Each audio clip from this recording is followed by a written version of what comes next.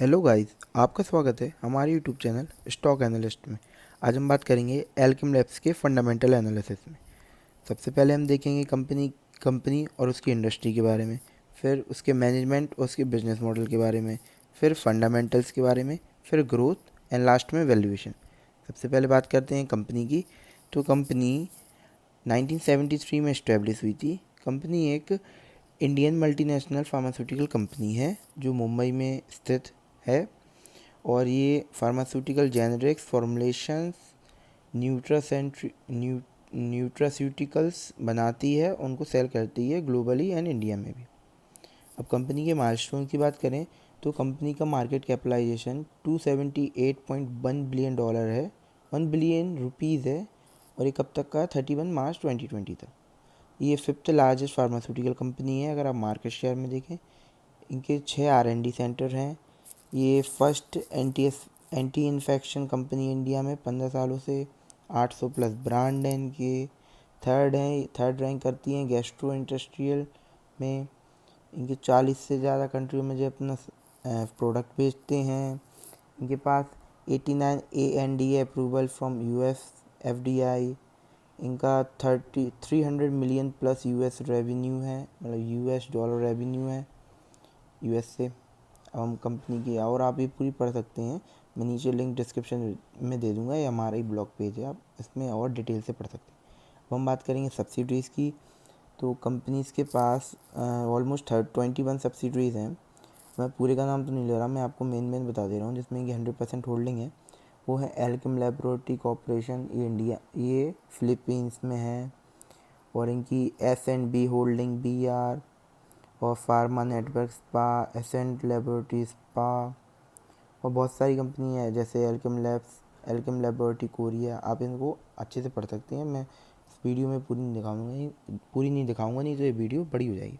अब हम बात करेंगे कंपनी की शेयर होल्डिंग की, कि कंपनी में प्रोमोटर्स, FIs, DIs, गवर्नमेंट और पब्लिक की कैसी होल्डिंग है। तो बात करें तो प्रमोटर की होल्डिंग 2018 में सितंबर 2018 में 65.92% थी, जो मार्च 2021 तक आते आते कंपनी ने 60.16% कर दी है। तो ऑलमोस्ट ये है तो सही परसेंट, थोड़ा घटा ज़रूर है, पर 60% इज़ अ गुड नंबर। अब हम बात करेंगे FIs नहीं, तो FIs की होल्डिंग सितंबर 2018 में 2.61 थी, जो मार्च 2021 में 4.42 कर दी है, ऑलमोस्ट डबल कर दी है। तो ये अच्छी बात है, मतलब बाहर के फॉरेन पोर्टफोलियो इन्वेस्टर्स को इस कंपनी में विश्वास जग रहा है। DIs की बात करें तो सितंबर 2018 में 3.72% थी, जो मार्च 2021 तक आते आते 13.20% हो गई है, जो कि बहुत अच्छी बात है। मैं DIs को भारतीय डोमेस्टिक इंस्टीट्यूशन इन्वेस्टर हैं उनको इस कंपनी में विश्वास है। गवर्नमेंट के देखें तो ऑलमोस्ट अभी तो उन्होंने ज़ीरो कर दी है, पहले भी 0.12 थी, इसको आप इग्नोर करें। पब्लिक की 27.63% थी, जो कि अब 22.22% हो चुकी है। अब हम बात करेंगे एक्स्ट्रा इन्फॉर्मेशन। तो इसका जो सबसे पहले बात करेंगे इसके R&D एक्सपेंडिचर। तो R&D एक्सपेंडिचर मतलब कंपनी अपना रिसर्च एंड डेवलपमेंट में कितना खर्चा करती है। तो कंपनी 5.7% ऑफ द रेवेन्यू, अगर उन्होंने 100 रुपये रेवेन्यू कमाया तो उनका 5.7 रुपीज़ ये R&D एक्सपेंडिचर होता है। CSR एक्सपेंडिचर होता है कॉर्पोरेट सोशल होता है, मेरे को याद नहीं आ रहा। CRS एक्सपेंडिचर इनका है 1.14% ऑफ द प्रॉफिट। भाई ये दान करते हैं, डोनेट वगैरह करते हैं, कॉर्पोरेट सोशल रिस्पॉन्सिबिलिटी याद आ गया। अब हम बात करेंगे कंपनी के एम्प्लॉयज़ की। तो कंपनी के पास एम्प्लॉय 14,331 एम्प्लॉयज़ हैं, और ये इनको सैलरी कितनी देते हैं? 1,505 करोड़। क्रेडिट रेटिंग की बात करें तो कंपनी को क्रेडिट रेटिंग क्रिजल ने A1+ दी है। इंडिया रेटिंग फिंच ने A1+ दी है, और ये आउटस्टैंडिंग इंस्ट्रूमेंट की है, और फैसिलिटीज़ में भी A++ स्टेबल का आउटलुक दिया है। तो कंपनी को अच्छी रेट। अब हम बात करेंगे कंपनी के इंडस्ट्री के बारे में। जो ग्लोबल फार्मा इंडस्ट्री है वो one of the largest and oldest industry in the world है, और ये industry estimated US 1.2 trillion dollar की थी इन 2019। मतलब ये बहुत बड़ी इंडस्ट्री है दुनिया भर में, ठीक है। इसमें लिखा है one of the largest and the oldest industry in the world. जो ग्लोबल फार्मा इंडस्ट्री है वो एक्सपेक्टेड कर रही है 3 to 6% की ग्रोथ फ्रॉम 2020 से 2024 तक। और ये इससे कितने कोशिश कर रहे हैं पहुंचने की, $1 1.6 ट्रिलियन नहीं लिखा था, ट्रिलियन डॉलर्स। अब हम बात करेंगे इस ग्रोथ के पीछे का कारण क्या क्या है। तो सबसे पहले ageing and rising population, second prevalence of lifestyle diseases, third growing middle class people income, middle class की इनकम बढ़ रही है, पॉपुलेशन एजिंग हो रही है, बूढ़ी हो रही है, लाइफस्टाइल के चक्कर में डिसीजेज हो रही हैं, और जेनरिक्स फार्मा सस्ती हो रही हैं, और इनोवेशन तो हो ही रहा है। अब हम बात करेंगे रिव्यू ऑफ द मार्केट। इसमें हम बात करेंगे डेवलप्ड मार्केट जैसे यूएस, यूरोप एक्सेट्रा, और फार्मर्जिंग और डेवलपिंग वर्ल्ड में आते हैं China, India, Asia's country, right. तो डेवलप्ड मार्केट में देखें तो डेवलप्ड मार्केट की जो इनकी मेडिसिन स्पेंडिंग है वो $821.6 बिलियन थी इन 2019।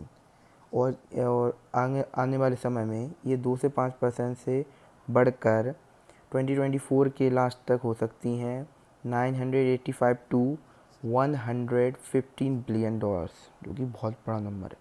और हम फार्मर मर्जिंग की बात करें जैसे इंडिया, चाइना वगैरह की, तो ये इन 2019 द फार्मर्जिंग मार्केट कंप्राइज 26, ये पूरी दुनिया की स्पेंडिंग का फार्मा में 26% था।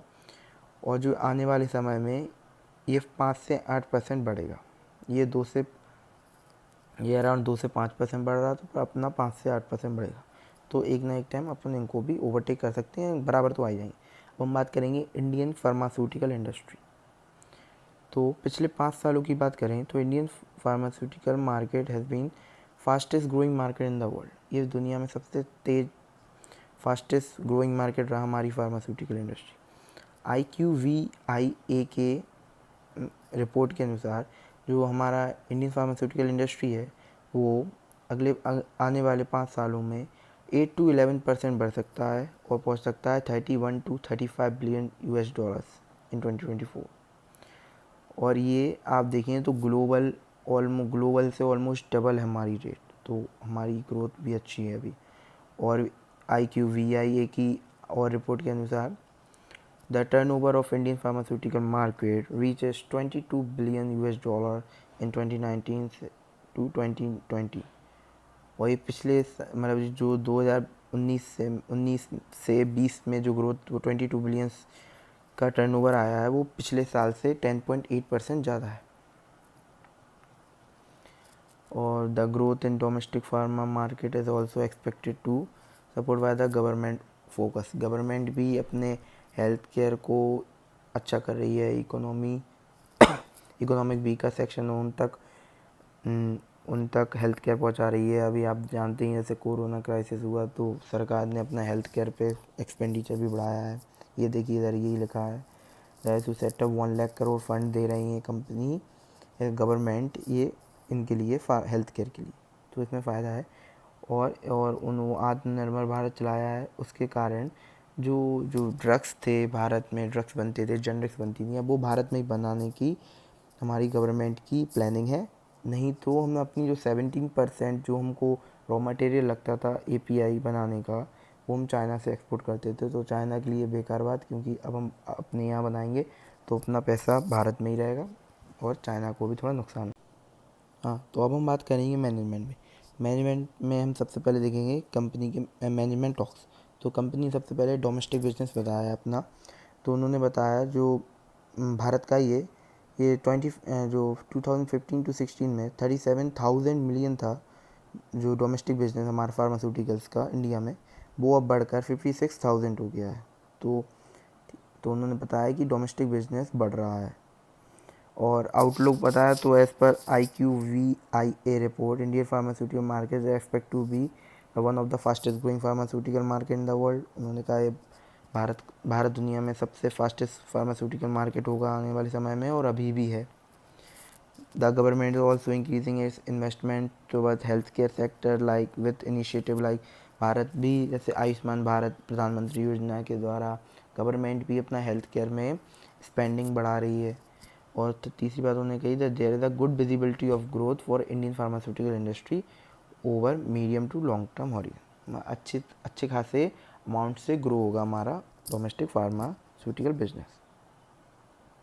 अब कंपनी ने अपने यूएस बिजनेस की बात की है, तो यूएस बिजनेस उनका 2015 से 16 तक 9,900 मिलियन था, जो अब बढ़कर ऑलमोस्ट डबल हो गया है, वो हो गया है 22,000 मिलियन रुपीज़ का। उन्होंने अपना आउटलुक बताया है, तो उन्होंने बोला था यूएस कंटिन्यू बी था largest pharmaceutical market in the world. जो यूएस है वो दुनिया का सबसे लार्जेस्ट फार्मास्यूटिकल बिजनेस मार्केट है। The US business demonstrate sustained growth over last 10 years making. वो तो यूएस तो आप जानती हैं हर चीज़ में ही नंबर 1 है, फार्मा में भी नंबर 1 है। और तीसरा कंपनी ने बताया कि वो फोकस कर रही है यूएस बिजनेस को ग्रो करने में। अब देखिए जितना उनका डोमेस्टिक रेवेन्यू नहीं सुधरा, जितना आप यूएस रेवेन्यू देखिए डबल हो गया है। अब अदर इंटरनेशनल मार्केट्स उसमें आते हैं, जैसे इंडिया और यूएस को छोड़ के कंपनी 40 और कंट्रियों में भी है, जैसे Australia, Philippines, Chile, Kazakhstan etcetera. तो ये भी ऑलमोस्ट अच्छी ग्रोथ से बढ़ रहा है। जो 15-16 में था, FY 15 to 16 में 3,487 मिलियन रुपीज़ था, जो अब 5,382 मिलियन हो गया। इसमें कंपनी ने आउटलुक दिया है कि कंपनी ने सेम स्पीड से ग्रो करेगी जैसे वो इंटरनेशनल मार्केट में ग्रो हो कर रही है। अब हम कंपनी के ROE की देखें। ROE होता है रिटर्न ऑन एसेट, कि कंपनी अपने एसेट्स मतलब उसकी फैक्ट्रीज, उसके प्लांट एक्सेट्रा को कैसे मैनेज कर रही है, तो कंपनी का रिटर्न कितना कमा रही है। तो कंपनी का ROE है 15.4। हाँ, वे 10 से अच्छा माना जाता है, तो कंपनी का ROE सही है। अब ROE की बात करें तो ROE अब देखिए अभी इस साल 21.53 का था, जो 20 से ऊपर होना चाहिए। अब देखिए ये सही है वैसे। ROE अभी थोड़ा पहले से नीचे जरूर गया था, पर अब ऊपर जा रहा है। और ROE होता है return on equity. Return on equity means जो इक्विटी का पैसा होता है, जो हम आप जैसे इन्वेस्टरों का पैसा होता है, वो उस पैसे पे कंपनी क्या रिटर्न कमा रही है, वो अपन को ROE बताता है। ROC होता है return on capital investment, capital employ. जो कंपनी अपना प्रोडक्ट सेल करके जो उनके पास पैसा आता है, उसको कंपनी कैसे यूज़ की है। पर आप ये देखें तो इसका पिछले 4 सालों से गिर रहा था, पर अब बढ़ रहा है। ये भी 20 के ऊपर अच्छा होता है, इस साल वो 20 के ऊपर आ गया है, तो कंपनी का ROCE भी अच्छा है। तो अब हम कंपनी के बिजनेस मॉडल की बात करेंगे कि कंपनी अपना पैसा कहाँ से और कैसे कमाती है। तो सबसे पहले टर्नओवर फ्रॉम बिजनेस एक्टिविटीज़ देखें तो कंपनी अपना 95% पैसा फार्मास्यूटिकल्स प्रोडक्ट सेल करके करती है, और 4 to 5% कुछ अलग अदर्स आइटम्स बेच के करती है। अब हम बात करेंगे जियोग्राफिकल वाइज ब्रेकअप। तो इंडिया इनका 67.2% कंट्रीब्यूट करता है, तो मेन मार्केट तो इनका यही है। फिर US 26.4, और फिर अदर इंटरनेशनल मार्केट 6.4 करते हैं। ये 26.4 करता है और ये 6.4 करता है। अब हम बात करेंगे कंपनी के फंडामेंटल्स के बारे में। तो कंपनी के मार्केट कैप 35,911 करोड़ है, जो कंपनी को एक लार्ज कैप कंपनी बनाती है, लार्ज नहीं, मिड कैप कंपनी बनाती है। अब हम बात करेंगे कंपनी की बैलेंस शीट की। तो कंपनी के एसेट्स लगातार बढ़ रहे हैं, जो 2018 में 7,664 थे, जो सितंबर 20 में 10,541 करोड़ हो चुके हैं। कंपनी की बोरोइंग भी थोड़ी सी बढ़ रही है, ये ऑलमोस्ट 2018 में 1,000 करोड़ थी, अब वो 1,400 करोड़ हो गई है। उसके खिलाफ कंपनी के रिजर्व्स कहते हैं, तो रिज़र्व कंपनी के उससे भी अच्छे हैं। कंपनी के रिज़र्व 4,840 करोड़ थे, जो अब बढ़कर ऑलमोस्ट 7,000 करोड़ हो चुके हैं। कंपनी के फिक्स एसेट देखें तो फिक्स एसेट कंपनी के भी अच्छे हो रहे हैं, जो 2,284 करोड़ थे, जो अब बढ़कर 2,830 करोड़ हो चुके हैं। और या हाँ, तो अब हम बात करेंगे कंपनी की करंट रेशियो की।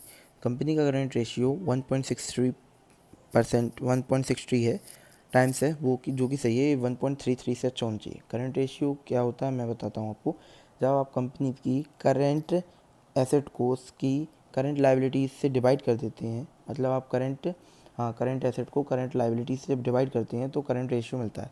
करंट रेशियो ये बताता है कि कंपनी सस्टेनेबल है, कि आज अगर 6 महीने उसका बिजनेस बंद हो जाए तो वो टिकट तो पाएगी नहीं, तो बिक जाएगी। ये चीज़ आपको करंट रेशियो बताता है। ये 1.33 से अच्छा होना चाहिए, वो ऊपर होना चाहिए, जो कि ये इसका 1.63 है, तो मतलब सही है।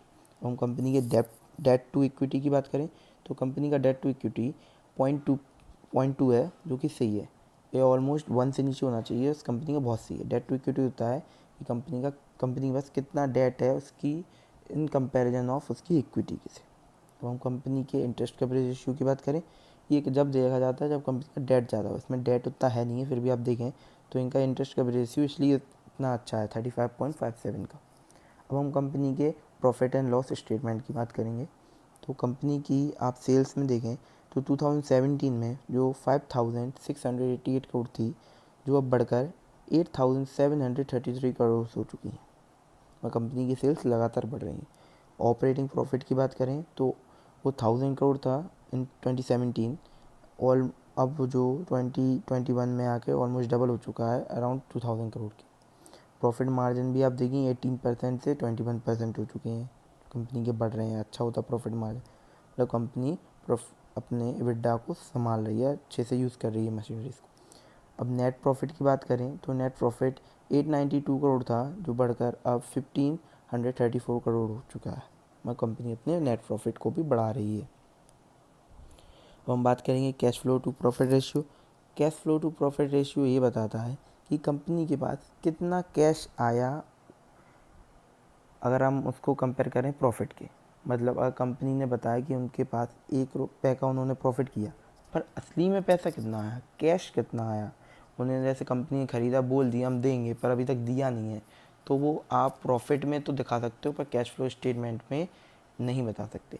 इसलिए cash flow statement profit and loss statement से भी इम्पोर्टेंट होता है, और ये पूरे कैश फ्लो स्टेटमेंट का निचोड़ होता है। आपने चेक कर लिया उसका cash flow to profit ratio, तो कंपनी का 0.67 है, मतलब कंपनी ने अगर 1 रुपये कमाया है पर उनके पास पैसा 1 रुपये नहीं आया, उनके पास 0.67% आया है, क्योंकि ठीक है लॉन्ग टर्म में चलता रहता है। कंपनी कभी कभी लेट पैसा आता है उनका, आप इसका डेप्टर डेज भी देखिए, आगे बात करेंगे हम इसके बारे में। तो cash flow to profit ratio ठीक है, मतलब ज़्यादा अच्छा नहीं मान सकते। अब हम बात करेंगे कंटीजेंट लाइबिलिटीज़ का। कंटीजेंट लाइबिलिटीज़ वो लाइबिलिटीज़ होती हैं जो कंपनी के अभी बैलेंस शीट में नहीं जुड़ी हैं, पर नियर फ्यूचर इन फ्यूचर वो जुड़ सकती हैं। तो वो 270 करोड़ है। कंपनी का कोई केस चल रहा है, जैसे एग्जांपल कोर्ट में केस चल रहा है, अगर वो केस हार गई तो इनके 270 करोड़ देने पड़ जाएंगे, ये होती कंटीजेंट लाइबिलिटी। इसकी कम है तो ये चल जाएगा, कोई बात नहीं। अब डेप्टर डेज की बात करें तो 2018 में 62 डेज था, जो अब 72 डेज हो गया। ये बढ़ना नहीं चाहिए, लगातार घटना चाहिए, कंपनी का बढ़ रहा है तो आप इतनी बड़ी टेंशन की बात नहीं है, थोड़ा बहुत चलता रहता है ऊपर नीचे, पैसा थोड़ा बहुत लेट आ रहा है, इनका 2 महीने लगते हैं। हाँ, तो अब हम बात करेंगे कंपनी की ग्रोथ की। तो कंपनी की ग्रोथ में सबसे पहले देखेंगे कंपनी की सेल्स ग्रोथ। कंपनी की सेल्स ग्रोथ लगातार बढ़ रही है, 3.9K से लेके करोड़ में वो 6,700 करोड़ हो चुकी है। ऑलमोस्ट डबल तो नहीं पर अच्छी तरीके से बढ़ रही है। अब देख सकते हैं 5 ईयर में 16.31% बढ़ी है, सही बढ़ रही है, अप्रॉक्स 15% से बढ़ रही है।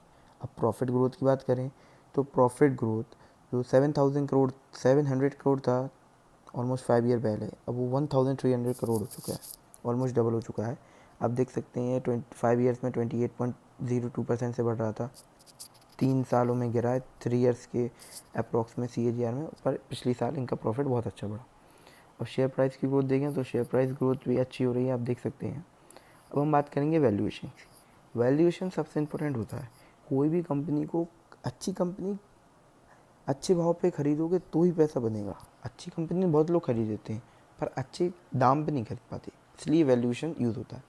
तो पी रेशियो की बात करें तो कंपनी का रेशियो 23 है, और कंपनी का इंडस्ट्री से कंपेयर करें तो 27, इंडस्ट्री का है 27, मतलब ये अपनी इंडस्ट्री के बाकी कंपनियों से सस्ती मिल रही है। ठीक है। अब इसके पैग रेशियो की बात करें, पैग रेशियो होता है पी रेशियो बाय पी होता है, जो P price to earning by growth, कि कंपनी का जितना प्राइस टू अर्निंग है, जैसे 23% उनका अर्निंग है, तो उस हिसाब से ग्रोथ कितनी हो रही है। तो ग्रोथ के हिसाब से देखें तो कंपनी की, अगर ये 1 से नीचे है मतलब आप समझ जाइए कंपनी ग्रोथ ज़्यादा कर रही है पी से। और मार्केट जिसको उसको पी दिया है कि मार्केट को लगता है 23% ये अगले साल बढ़ेगी, पर कंपनी ग्रोथ करेगी शेयर प्राइस, पर उसकी कंपनी की खुद प्रॉफिट ग्रोथ उससे भी ज़्यादा है। तो ये आपको अगर 1 से नीचे मिल जाए तो P ratio is the best ratio. P ratio हमेशा 1 के नीचे होना चाहिए, तो वो समझिए आप अंडर वैल्यूड स्टॉक है। हम बात करेंगे पी बी रेशियो की, तो कंपनी का पी बी रेशियो 5.08% है, जो कि थोड़ी ज़्यादा है, पर आप इनकी पीएस का चेक कर सकते हैं। I think it is reasonable. अब हम बात करेंगे इंट्रिंसिक वैल्यू फार्मूला। ये इंट्रिंसिक वैल्यू फार्मूला बेंजामिन ग्राम ने दिया है, जो वॉरेन बफेट के गुरु थे। उस हिसाब से इस स्टॉक की प्राइस आज 7,500 होनी चाहिए। अब इसका फॉर्मूला निकालने का नीचे देख सकते हैं, फॉर्मूला लिखा हुआ है। अगर आपको ये वीडियो अच्छी लगी हो तो हमारी वीडियो को लाइक करें, हमारे चैनल को सब्सक्राइब करें और अपने दोस्तों के साथ शेयर करें। और आप ये हमारा ब्लॉग आप हमारे वेबसाइट पे जाके भी पढ़ सकते हैं, मैं लिंक डिस्क्रिप्शन में दे दूँगा। ये हमारा ही वेबसाइट है, इस पर आप और डिटेल में जाके और भी कंपनियों के पढ़ सकते हैं। तो thank you for watching this video.